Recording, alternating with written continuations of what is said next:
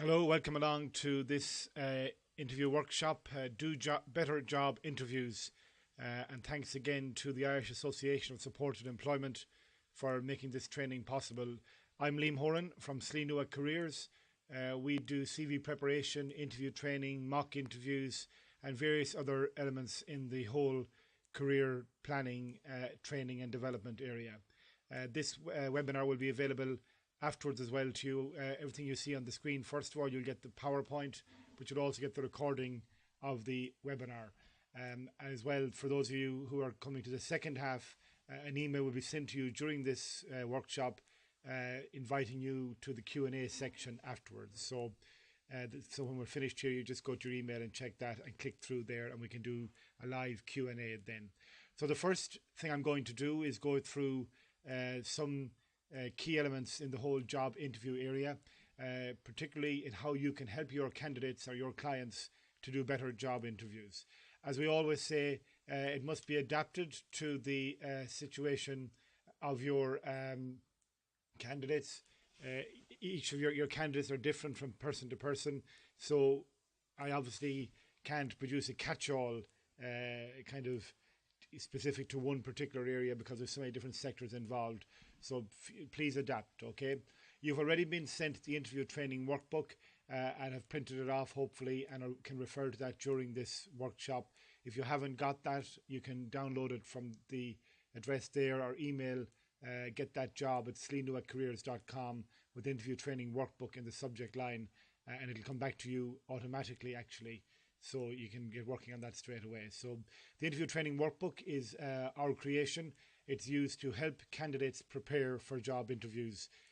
We believe that preparation is a crucial part of the whole process. And working as job coaches, our role is to, or as career coaches, our role is to help the candidate prepare themselves properly for interview across a number of fronts. And the first part of today's session will be around how they prepare how they research and organize their research for the job interview. Two key pointers today is how to help them prepare for job interviews, as I said, and some key pointers, and by that I mean errors that people again and again and again, through our work with multiple clients on an ongoing basis, it's quite uncanny how certain errors recur right across different sectors, right across different ages, different education levels, different levels of experience. The similar problems tend to recur, and we'll go through those as well too. So you probably all have heard the Abraham Lincoln one,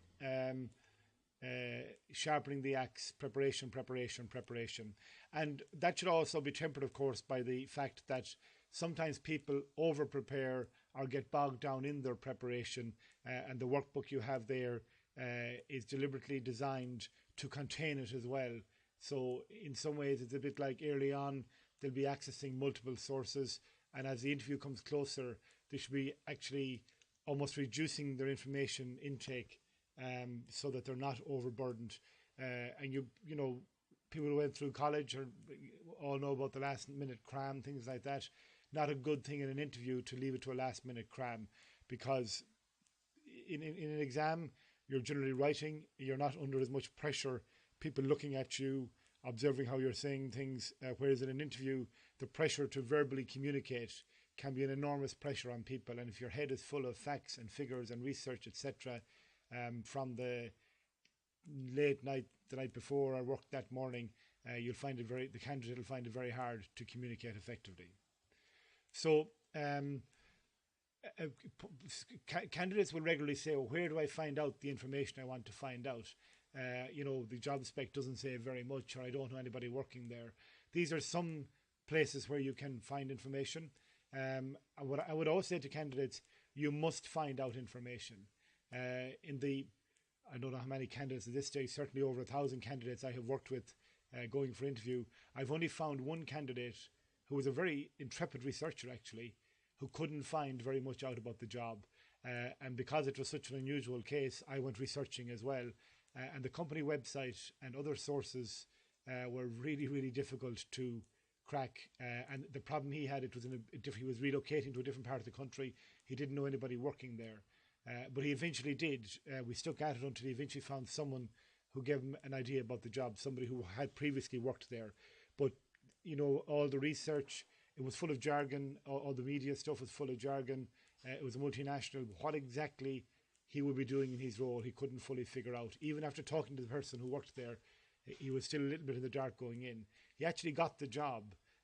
He was a good candidate, but he was the only one I ever found that for whom research was very, very difficult. So there are sources you can use for research, and all of those together, or some of those, should generate the kind of information that the candidate is looking for. I would say that the job spec, as I said there, is frequently only given a cursory glance by candidates, and that goes to the cover letter, the letter they receive, the email they receive inviting them to interview. Frequently just given a cursory glance and overlooked. And one of your roles that you can effectively fulfill as a job coach or career coach is to get the candidate to look afresh at the job spec. There's often more there to point them in the right direction than they realise. And just to flag some of the perils of preparation, even though, as I said, preparation is crucial. The second one there is important. Actually, how you organise the documents. If you allow yourself to have multiple pages and documents and web links, mentally you're going to be cluttered, or your candidate is going to be cluttered. And also, as a career coach or job coach, our job is to guide the research as well. Sometimes people go into enormous detail that's not necessary. There's only so much you're expected to know, whether you're in the organisation right now or endeavouring to get into the organisation. You're not meant to know every twist and turn. You're meant to know a great deal, but not necessarily every twist and turn. So the interview workbook as well sort of guides people by dint of the space that's left per box there, kind of gives a general idea of what people should be doing, and that should sort of limit them as well. There are different types of people, as you all know from working with candidates. There are those who over-research. They can be very difficult at times to pull back and to get them to focus in and narrow down what they're doing, okay? So that's just something to be aware of as well. Now, as I said, the interview training workbook, at the start, if you haven't downloaded it earlier, you can download it now here. The first thing the workbook does, as you'll see there, is gets candidates to identify where they feel their shortcomings are. And there are some listed there. They say yes or no to those. They tick the box which ones they have. And while it might be argued that this is reminding them of their shortcomings, which might be seen to, dent their confidence somewhat, it's a useful exercise for you as the coach to get to know where they feel the problems are. Okay, certainly, like things like I haven't done an interview for a long time, it's good to know about that.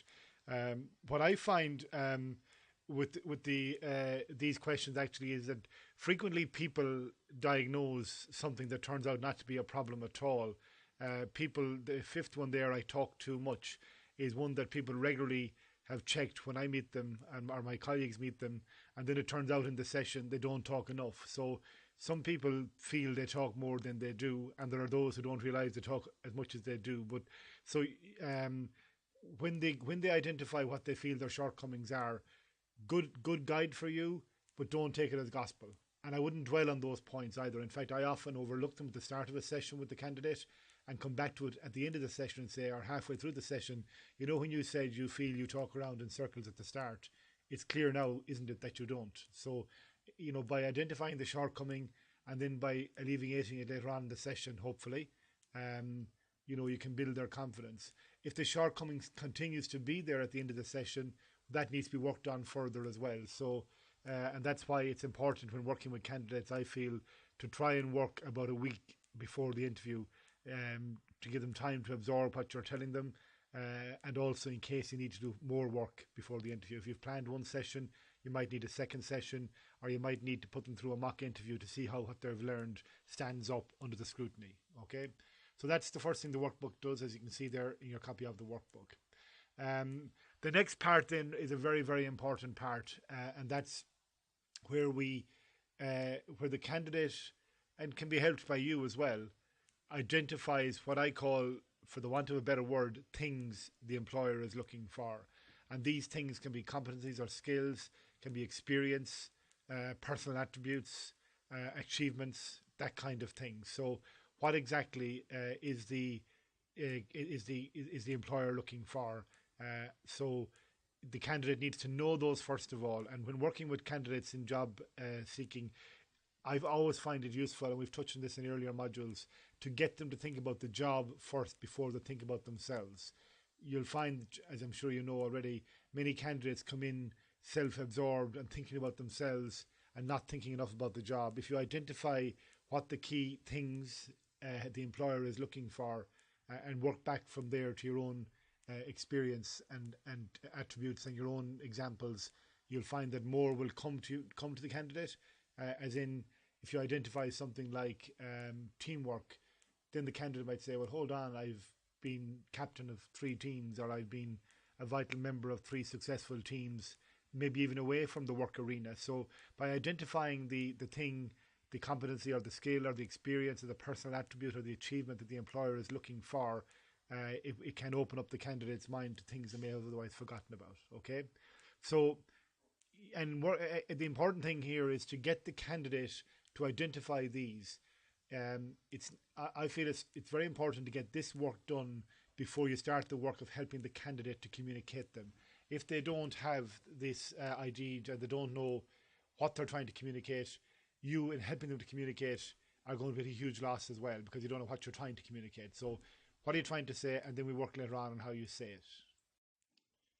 So to then assist the candidate, we suggest a number of examples of what the employer might be looking for. And you know, there's 2 pages of them here. As you'll see, I'll come back to that. I'll go to the second page again in a moment.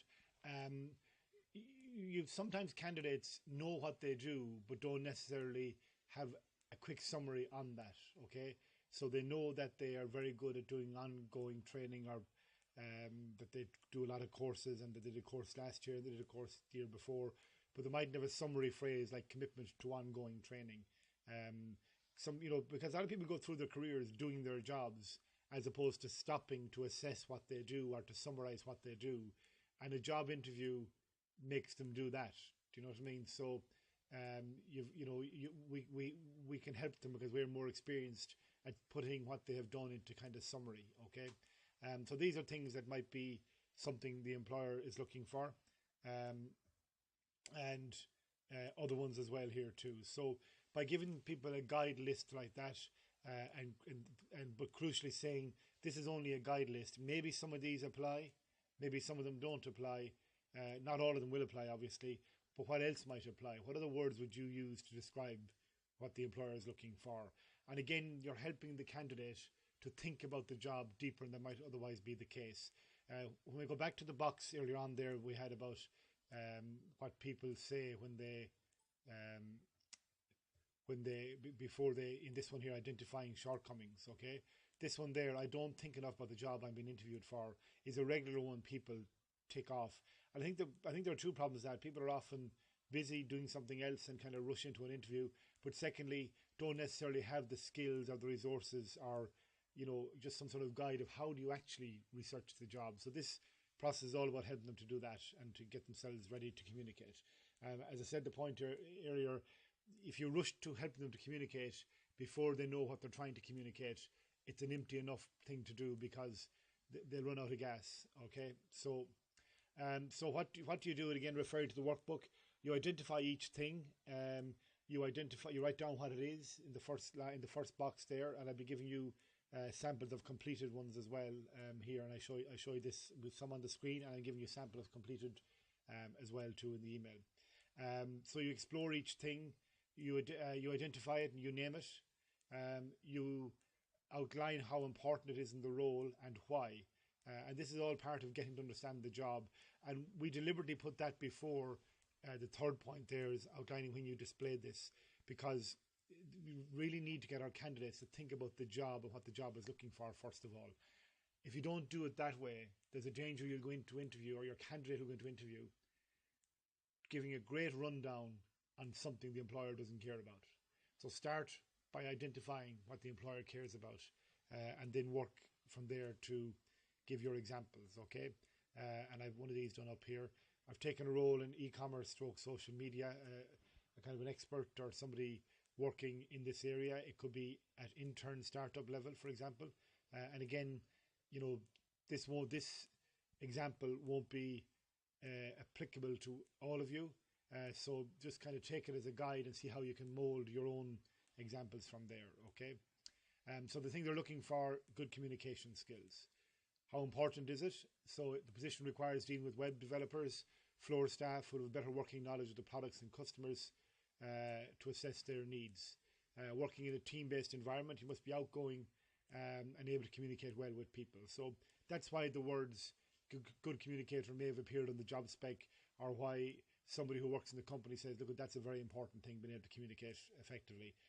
And, you know, you could argue that's true of most jobs, but this process is about identifying the 7 or 8, 9 or 10 really key things for this particular job, okay? And then what examples have you got? And this is helping the candidate to put down on paper information that they can use on the day, not in a rehearsed way, more as a pointer. I would never ask candidates to learn stuff off. Much more important to have the information that they can deploy, because the pressure of learning off and trying to remember creates another pressure in the interview, and you don't need to be adding pressure to the interview. So you need to be able to get to the point where I know what I'm trying to say under this heading of good communication in the interview. I know the examples I have in place, and say it whatever way it comes to you on the day then, rather than trying to remember exactly a phraseology you had identified earlier. So this is what all of my previous jobs involved some aspect of customer service. So I feel being a good and effective communicator is one of my strongest skills. Be a benefit in this role, as it will be key to developing a loyal customer base. My work with previous garden and lifestyle companies involved organising shop demonstrations and the general public, for the general public. And even though the role is e-commerce based, it's still essential for me to understand people's needs. So now we've got some sort of science around the communication element. And then another point on this as well, we're working with such and such a co-op has promoted the role of customer management, involved dealing on a one-to-one basis with customers with high-level complaints and working to resolve these. Being a good communicator is essential to win back these dissatisfied customers. So now the candidate has identified the attribute, which is good communication skills. They've put down why it's important in this role, and they have put down what examples they have. So now we have built one big block for the interview, okay? Later on, we'll work on what happens if that question is not asked. That comes later on. But if this information is not down first, they can't deploy it in the interview, okay? So that's what a candidate needs to do beforehand. The interview workbook will take them about 45 minutes. In some cases, you can work directly with the candidate while they're doing it, although I prefer to let them do as much of it as they can themselves, and maybe even, you know, give them a pointer to do one and then stand back. The process of having to explore their own career to date and thinking about their own background, their training, all that kind of stuff is good for them. It's very good for them. You know, if we do it for them, the learning for them is not as. So just another example of this, and as I said, you have the completed workbook as well coming to you afterwards, which will deal with more of these. So another thing they might be looking for, knowledge of marketing and online social media. And, you know, there is sometimes a kind of suggestion, I was sure they wouldn't they? But sometimes it's not as obvious. But whether it is obvious or not, you need to have it thought, your candidate needs to have thought this through, because the experience of sitting in an interview trying to think of examples for question after question after question is nerve-wracking and undersells the candidate, because they're not going to think of all of them on the spot, and they're relying on an instinct almost, whereas preparation should be the basis of what they're trying to do in an interview. So, you know, really getting people to work on the preparation is important. You'll find quite a few people resist it. It's a difficult thing for people frequently to mind their own careers, to look through their own careers. They find it hard to kind of stop the music and look at it all. So, you know, you will have to work and make sure that they do this. And as I said, you can help them, but I would recommend that you get them to do nearly all of the work themselves. And having done the body of the work, you can always tweak it with them then. And later on, when we talk about how we use this in in answering questions. As they see that unfolding, they really see the value of the workbook then, and we'll go back to amend it and update it and add more stuff in. Okay, so so how important is the knowledge of marketing and online social media strategies in the role? The role involves using strategies to interest potential customers. As you can see there, again, they've gone through the job spec, perhaps talked to somebody to get information about what the employer is looking for in this particular area. Okay, so now we're forming the profile of the job, and that's very important. The company need to know that you know what the job is about. A classic case of this, I find always, is somebody who's a teacher in a school going for the job of deputy principal. We all know you can teach, and you can tell us all day long here how well you can teach. You can point to your results, you can point to your extracurricular involvement in the school or various posts of responsibility you've held in the school. But that's fine. But we also, and it's very important, we also need to know, do you know what deputy principal is? Do you know what the difference is between being a teacher and deputy principal?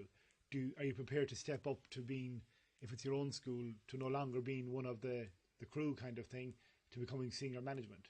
Do you understand the commitment involved, the time involved, the relationships you must form with external agencies who come into the school, like psychologist services, the relationships you must form with teachers, how you must guide professional development for teachers, how you must sometimes your timetabling, you do the timetabling, and sometimes your timetabling might annoy teachers because they'll had a habit of, they like to get off on a Friday evening to go home because they're traveling a long journey. So if you walk in that example, if you walk into the room as a teacher and stay as a teacher and don't become a deputy principal during the interview, you're asking the employer to promote you without giving them reason to promote you, if you know what I mean. And it's the same here. You go into this candidate here is going into this interview for social media and e-commerce as somebody with, as an unformed profile, an unformed thing, so to speak. And during the interview, they must show their experience, but crucially, why this company needs this experience. Companies need to know what your understanding of the job is, okay? And I really can't emphasize that enough. I think it's with candidates we work with, that's the one thing they miss over and over and again. And when they get into it, they realize, oh God, this I see now. I really see now, and in working with candidates, to say, look, you're going in the door is one thing, but in there you must become something else. You must become the job. So you must talk about the job, okay? And again, where they displayed this, again, falling back in education there, some work experience as well. And all of this is, you can elaborate on. You don't need to put down every chapter and verse in the example. You can elaborate on it when you're talking. So it's kind of more just getting it down once as a pointer or as a guide to yourself, okay? And then there's more stuff there as well too, okay? So that's a lot of the preparation. And just to remind you again, where you might get that detail is job spec. Your HR contact in the company, by the way, can be very useful. The person who you're dealing with, who's calling you to interview, no harm to ask a polite question saying, can I just clarify something, without asking too much, or if they happen to ring you, and if you feel they can't tell you, you back off, or your candidate backs off, but they often can be very useful, because the company wants to help people show their worth as well. Now sometimes in public organizations, if you're extremely careful, and will be extremely careful about not giving any piece of information to anybody over anybody else. So if that's the vibe you get from the company, you back off. But if you feel you can get a few bits of information, why not? And other things as well. Media, for example, what's been said about the company and the organization? What expansion are they planning? What new skills are they likely to need down the line? All that kind of stuff. So that's sort of how you start filling the workbook. Thing by thing, until you have about 8 or 10 things generated, and then you have the basis of what you're going to use in the interview.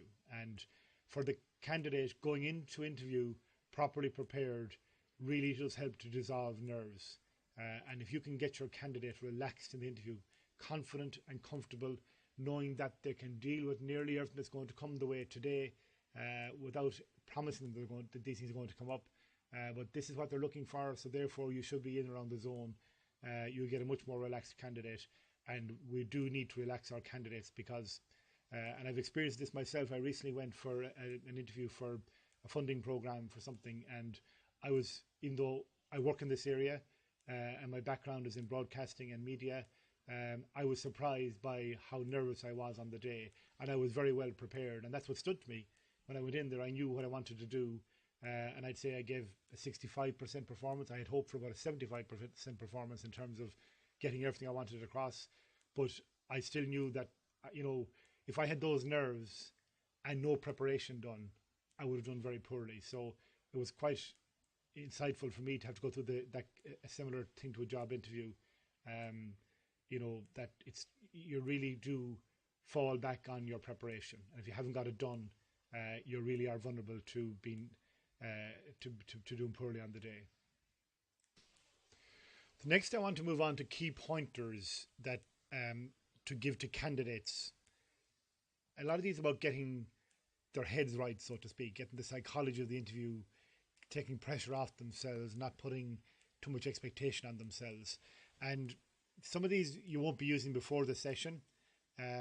So you might use them during the session or after the session. You might give them written feedback to this effect. But I want to deal with them now because I'm really strongly of the view that getting the head right is what really matters. And when that's in place, everything else falls into place. So rather than going next to answering styles or the STAR method or a four-step method we use, that will come later.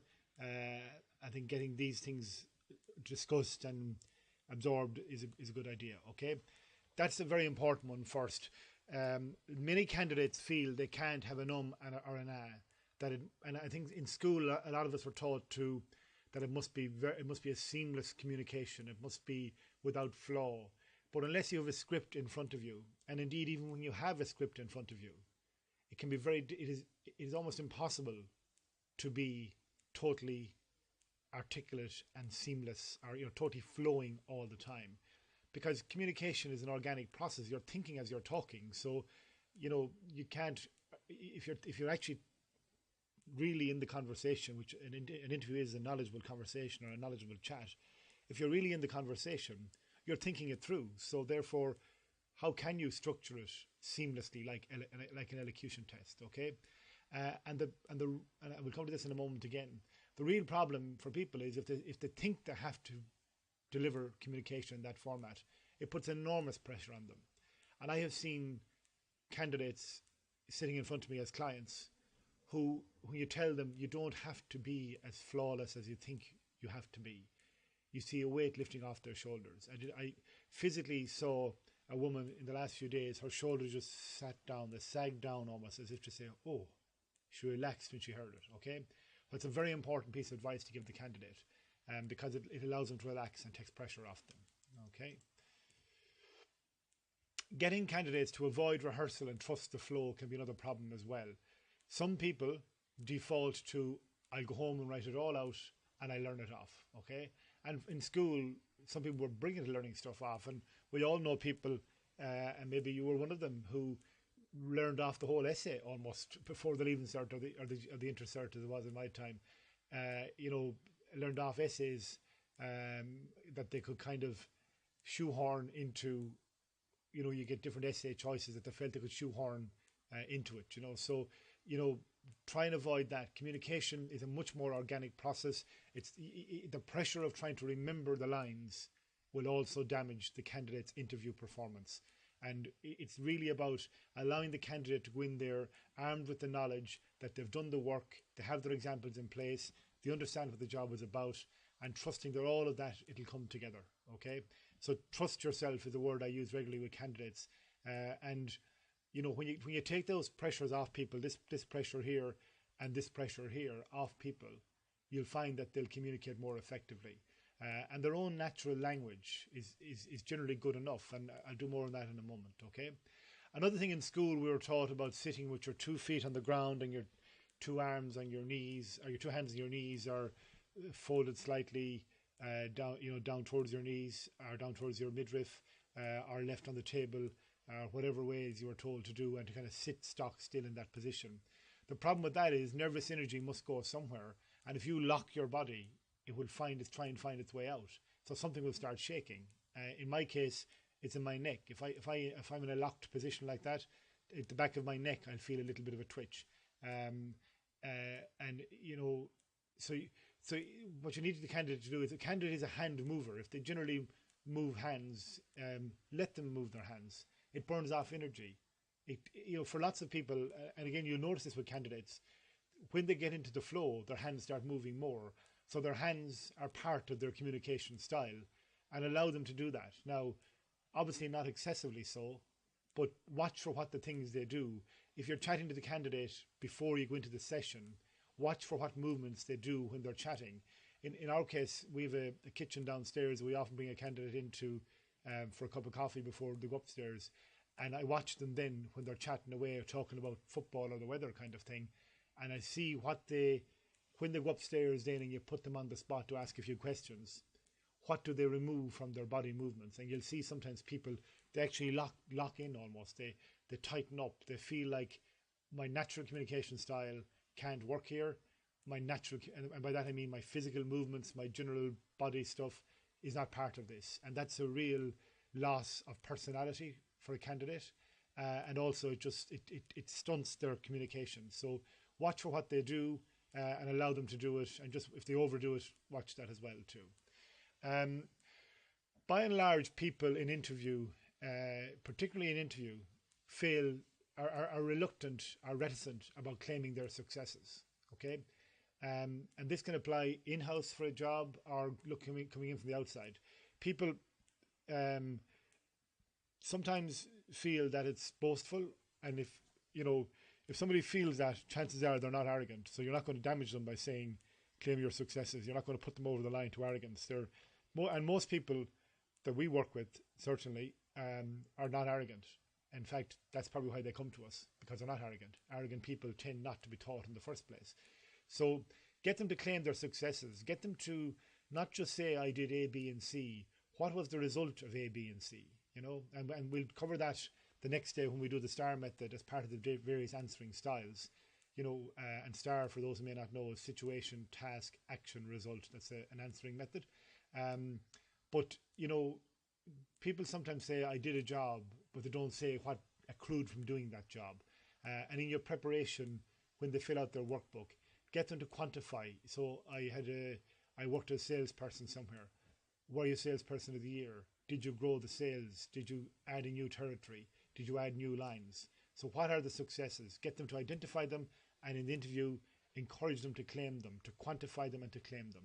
Very important, because without you telling the interview panel, they can't really know. Okay. Another one I find, and I have little tricks I play with candidates. Sometimes I'll put on a poker face, or I'll put on a frown during as they're answering, and they react sometimes, and that tells me that they're now over-reading the interview panel. And the point I make there, the poker-faced interviewer is likely to be poker-faced for everyone. That one interviewer who is a real niggle for you is likely to be a niggle for everyone. So don't take it personally. Don't obsess about it. Some people have serious faces, and there might be sort of inside I'm dancing kind of thing, So don't obsess about it. Get your candidates to, expect that the interview panel may not be warm, may not be chirping, may not be friendly. If they are, it's a bonus. That can create its own problems in terms of leading you off course, and it's like, not necessarily deliberately so, but interview panels that are overly chatty can sometimes veer off course, I feel. So the fact that they're serious and that they're focused and all of that, no harm, and it's the same for everybody. So that's a key pointer to prepare your candidates on as well too. Get off the stage. It's a phrase that I heard once. Some famous actor was asked, "What's acting like?" He said, "Acting is great, but don't be caught at it." By which he meant, don't try to act. Don't just act. It's kind of hard to explain. Don't try to talk. Don't try to find language. Just talk. Use your natural language. Most people communicate at a nice level. And when they bring it down to their natural level, or stay at their natural level, very few people get overly chatty. People sometimes fear, and I did some work with a candidate this week about this, and she was, trying too hard to find language. And, I was saying, bring it to your natural style. And we discussed it, and her fear was that it might bring it down to almost like text messaging abbreviations. But it's not, because her natural style, when talking about her job and her career, is quite professional. So allow people to trust their style. The problem with going to find language, as I referred to earlier on, is that it's a huge pressure. It's like cycling a bike while holding another bike. You don't need something else in the mix. Okay, you need to be as natural. Your candidate needs to be as relaxed, as natural, and so watch that, and you will give your candidates a great boost by allowing them to do that. And it's related to something we talked about earlier on as well too. The other thing is, and this is something people regularly don't do, apply your answers to the bottom line. Now, that's kind of related a bit to this as well, about claiming your successes. What was the result for the company? What happened? What benefit came? But also, when you're talking about the company you're going into, and again, when we go through the various answering styles, we'll do more on this, but getting people to apply their answers to the bottom line of the organization. If I work for you, I will do the following, and in doing the following will accrue. Now, I'm doing that very simplistically. The following will accrue for the company. Do you know what I mean? So don't just say I'll do something and not explain what the benefits may be. Sometimes people rely on or kind of leave it to the interview panel to form the conclusion. If you want the interview panel to know the value you're going to bring to the organization, tell them explicitly. Don't go for clairvoyance. Don't hope that they will see it. You've got to tell them. And I regularly say to candidates, treat the interview panel as if they don't know a whole pile. Be explicit, explain things. Don't, the deficit is usually in not explaining well enough as opposed to over-explaining. So encourage your candidates to explain. I did some work with a candidate recently, and some of what she was doing was, overstating it. I said, treat me like a child for the next answer, as if I know very, very little about anything, okay? Which might be unfair in children. And it allowed her just to tell me, because tell me what you did, tell me how it works, tell me what's going to happen. Simple enough stuff for people. So keeping them to there and then applying it to the bottom line, all is very important, okay? Get candidates to stop believing too much in luck. Luck is a huge part of anything. It's, and lots of people who are successful will admit that I did get a lucky break here. I mean, it wasn't a work of genius, the fact that somebody said this to me, and that was the thing that turned the whole thing around. But don't overplay luck. In an interview, get them to focus on ability, determination, all that kind of thing, okay? It can be an endearing characteristic, and no harm to suggest that I have been lucky as well, but don't overplay that. And talking about luck can be a modesty and can even be a false modesty, okay? So get the candidate to accept their own, their own abilities, their own reasons why things happened. Another thing that candidates can get very locked into, and we talked about this in the earlier modules, but it's very important in interviews, is chronology as opposed to relevance. They think what I did last week, which might not be relevant, and they think it's all about that, okay? It's not. It really is about relevance. The employer is looking to buy something, and in the interview, you've got to give them the things you have that recommend you for that job. And that may be 10 years ago. So, CVs typically follow a chronological format, but career decisions by employers don't necessarily follow a chronological format. Yes, there are career paths that employers like, that you went from, sort of ordinary employee to supervisor to line manager or whatever, up to whatever level you're going to. But relevance is generally what determines, because, and also in the modern world, people are changing and chopping around their careers a lot. And a lot of people you'll be working with will have, be coming from all sorts of places. So you need to help them make sense of their career in a relevant sense, and then feed that in the interview as well too. That's just a pointer. As I said, all of this will feed into the actual answering styles when we get to those, okay? Touched on that a few moments ago. If you want them to know, tell them. Don't rely on clairvoyance or telepathy. One thing I say to candidates is, if you don't tell them, presume they're going to take the worst possible conclusion, okay? And they'll say, well, maybe they won't. And I'd say back, well, no, maybe they won't, but let's presume they will. And that'll make you not allow that to happen. It'll make you clarify the matter. It'll make you tell them what you need to tell them. Okay? So that's something as well that is very important when working with candidates. Another pointer, and this is drawn from experience of working with candidates, and I'm sure you've had the same experiences yourself, is the candidate who talks about we all the time, not about I. There's a balance there. You don't want to overclaim, you don't want to exclude your colleagues, but you don't want to underclaim and exclude yourself. So, but I find more often than not, candidates need to be more I into their interview answers. Watch for it, because candidates sometimes think that they react as if it's like reporting to the general manager. This is what we did in our section this week, kind of thing. Whereas in fact, it's not about that. It's about what I did in my career to date. Now, obviously, you want to show team working and all that kind of thing as well. But just watch for it with candidates. As I said in my experience, they can talk themselves down and play up the team overall. Okay, it doesn't come easy for most candidates to talk themselves up. It doesn't come easily. So, we've got to encourage them to do it. Tell them it's okay to do it. Tell them that of all the environments where you must talk yourself up, interviews are the key one. Okay, because you get one shot at it, kind of thing. So most people need to be brought up a little bit. Again, watch if they're overdoing the eye, you got to bring them back. But my experience and the experience of my colleagues would be the opposite. Okay. So the next one, then, get people to take their time. They can rush it. They can try and do it all in the first answer. Try and boil the ocean in the first answer. Get everything into the first answer. As Elliot said, there will be time. There will be time. There's a graph I will send you of interviews, and that graph shows that an interview is a series of question, answer. In the one we have, I think we have 15 questions. Obviously varies from interview to interview, but we use it to say to people, this shows that there will be time. So if you're trying to prove communication skills in question 1, don't try and prove IT skills as well. That will come later on. And if you don't get it in, if it doesn't happen to be coming, you can bring it in yourself at some point. But only try and stick to the line you're on per answer. Don't try and prove 3 things in one answer.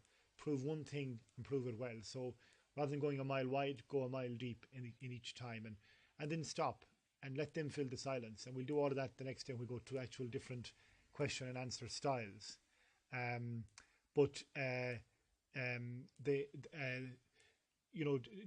them talk. Talk as far as you need to talk about the topic you're talking about, and leave it at that. Don't just segue off into a different one. Okay, and candidates can do that. People can be very bad at stopping. Okay, the question at the end, and part of this is just getting the candidate to understand that the whole interview exists as an opportunity for you to convince them you're the person for the job. Okay, so if a candidate asks a question like, when do I hear about the job, about the outcome? And obviously it's a good question to ask because you want to put your own nerves at ease. But if that's all they ask at the end, they've missed an opportunity. And the opportunity is one more time to say, here's why I should get the job. And it can be along the lines of asking about further training in the company, promotion opportunities.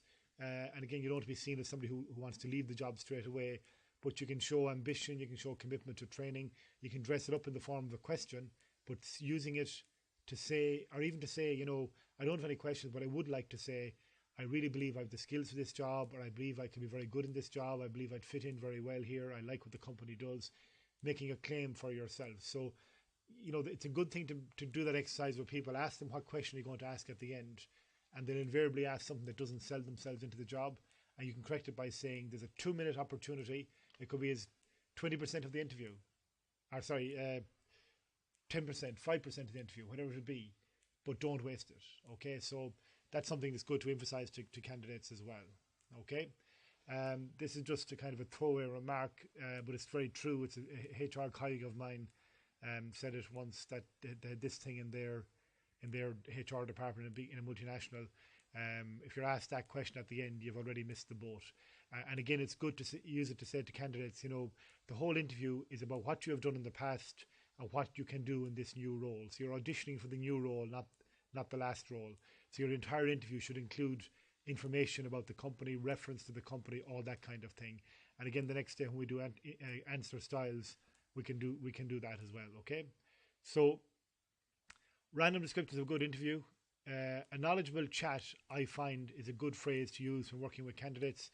It allows them to relax into it and not to feel like they're, they have to do it at a very formal level. Formality, too much formality is very difficult for most clients because they're more focused on sounding right than actually talking and saying what they can do or what they have done. Okay, so I find it nearly always benefits to get people to that point, and I've laboured that point about talking in their natural voice, all that kind of thing. From a communication perspective, there are less barriers, and that works well. Okay, warm but professional. Rapport is important, but not at the expense of showing your professionalism as well, or your attributes and your skills, etc. Focused on the role is a major error that a lot of candidates make, and it can really irritate employers. I'm sure any of you who have interviewed people would know that it's a very annoying thing, really, if someone comes in and hasn't done their work. They don't know what the company's about. They don't know what's it all about here. So you want me to give you a wage every week, and you haven't even bothered to learn about my company. And particularly if you're going for SME kind of roles where the owner might be interviewing you and this is their baby and you've come in and shown no interest in the baby. Think about when you go into a house, the child is in the corner, you ignored the child, kind of thing. It doesn't necessarily go down well. Okay, so they're just random descriptions of a good interview. The next one is Thursday, September 17th. It's the second part of this where we'll deal with answering styles. Today, as I said, about getting the psychology of it down and understanding the parameters of it. And the next one is on Thursday, September 17th. But of course, as I said, in your emails, you'll now have got an email telling you where to go for the second half of this module, which is the Q&A. And if you've any, we can put questions in there, and away we go then. Okay. So that's it. Thank you very much for joining me this afternoon, and I'll talk to you in the Q&A presently. Okay. Thank you.